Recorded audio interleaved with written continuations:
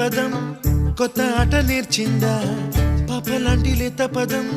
పాఠశాలగా కూనలమ్మ జానపదం పల్లె దాటి వచ్చిందా చవళిల జానతనం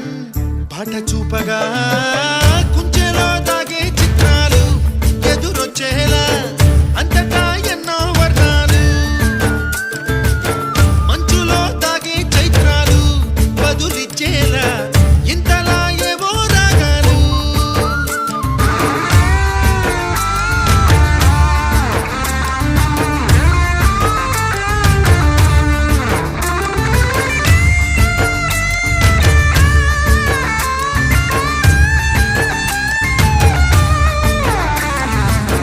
ఆకతాయి సందడిగా